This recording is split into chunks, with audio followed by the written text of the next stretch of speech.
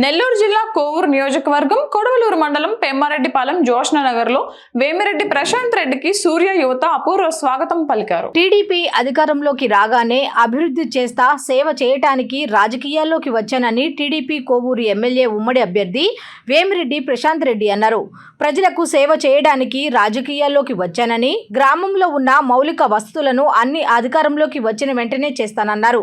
ఎన్నికల ప్రచారంలో భాగంగా పెమ్మారెడ్డిపాలెం జోష్న నగర్, బసవపాలెం, వెంకన్నపురం తదితర గ్రామాల్లో పర్యటన చేశారు. అధికార పార్టీ నాయకులు తమపై చేస్తున్న ఆరోపణలు వాస్తవం కాదని అన్నారు. చంద్రబాబును ముఖ్యమంత్రిని చేసుకుని మంచి భవిష్యత్తు ఉన్న పథకాలు ద్వారా లబ్ధి చేకూరే విధంగా చేస్తామని అన్నారు. ఏ గ్రామానికి వెళ్లినా టీడీపీ పట్ల ఆదరణ ఉందని అన్నారు. అధికారంలోకి రాబోతున్న ప్రశాంత్ రెడ్డి చెప్పారు. ఈ సందర్భంగా జోష్న నగర్లో టీడీపీ యువనేత సూర్యను ప్రశాంత్ రెడ్డిని అభినందించారు. ప్రసన్న కుమార్ రెడ్డి గారికి ఓటేసి అతను గెలిస్తేనే అది జగన్మోహన్ రెడ్డి గారికి చేరినట్టు, అవునా కదా? మీరు కోవూరు నియోజకవర్గంలో జరిగే పరిస్థితులను చూస్తుంటే కాబోయే ఎమ్మెల్యే గారు ఎవరని మీరు భావిస్తున్నారు?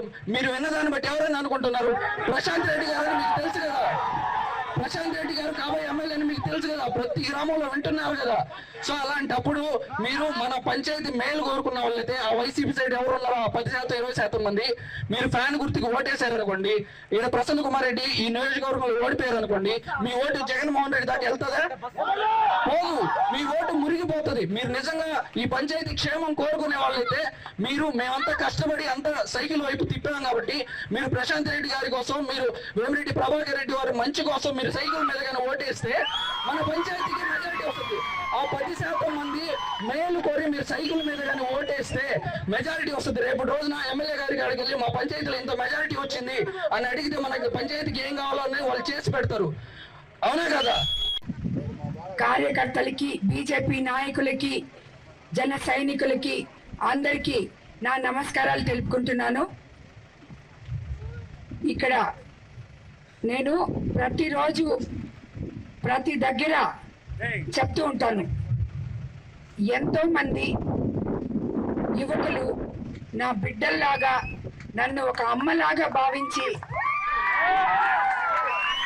నాతో కలిసి నడుస్తామమ్మా అని చెప్తున్నారు అని చెప్పి నేను మామూలుగా చెప్తా ఉంటాను. వాళ్ళకి ఏదో ఒకటి చేయాలి, వాళ్ళందరికీ నేను ఎంతో రుణపడి ఉన్నాను అని చెప్పి. కానీ అది ఇంకొకటి కూడా చెప్తుంటాను, యంగ్స్టర్స్ అంతా నేను చాలా జనరల్గా నేను చాలా పాజిటివ్ మనిషిని. యంగ్ పిల్లకాయలు అనుకుంటే ఏదైనా సాధించగలరు అని చెప్పి నేను ఎప్పుడు చెప్తుంటాను. ఇది వరకు కూడా నేను ఎప్పుడన్నా మా ఫౌండేషన్లో కానీ ఎక్కడన్నా నా ఇంటర్వ్యూలు చూసినా కానీ చెప్తుంటాను, ఎప్పుడు కూడా ఏ బిడ్డ కూడా ట్రై ట్రై ట్రై అగైన్ అని చెప్తుంటాను. ఎందుకంటే ఎప్పుడు మనము ఏదైనా కోల్పోవచ్చు కానీ ధైర్యం అనే దాన్ని కోల్పోకూడదు. అది నేను ప్రతి బిడ్డకి చెప్తుంటాను.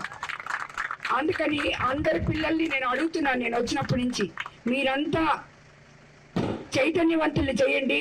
మీ తల్లిదండ్రుల్ని, మీ గ్రామాల్లో వాళ్ళకి అర్థమయ్యేలా చెప్పండి. అంటే నేను సైకిల్ గుర్తుకి ఓటేసి సేలాగా మార్చండి అని చెప్పలేదు.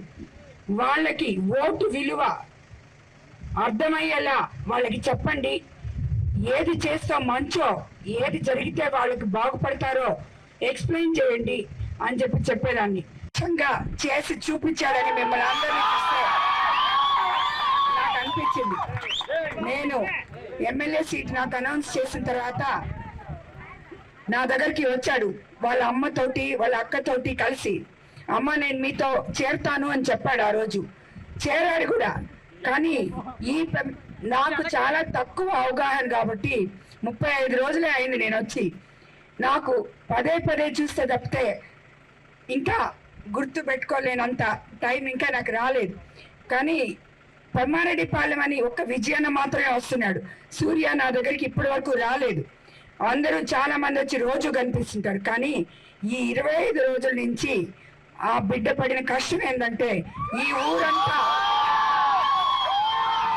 ఒకవైపుకి తిప్పాడు అని చెప్పి ఇప్పుడే నాకు అర్థమైంది. కాబట్టి మీరందరూ, మిమ్మల్ని అందరినీ నేను నా బిడ్డలాగే అనుకుంటున్నాను. సూర్యకి మంచి భవిష్యత్తు ఉంటుంది. అదేవిధంగా మీకందరికీ చెప్తున్నాను, నేను తప్పకుండా ఆల్రెడీ చెప్పున్నాను. నేను ఇక్కడ చాలా మంది యువకులు ఉన్నారు, ఇఫ్కో సెజ్ మాత్రం మీ అందరికీ పారిశ్రామిక వాడుగా చేసి అంకితం చేస్తామని వేమిరెడ్డి ప్రభాకర్ రెడ్డి గారి కళ అది తప్పకుండా చేసి తీర్తామని మీ అందరికీ మరోసారి మీ రుణం ఎట్టు తీర్చుకోవాలంటే అదొకటే నేను చేయగలను, నేను ప్రభాకర్ రెడ్డి గారు. కాబట్టి తప్పకుండా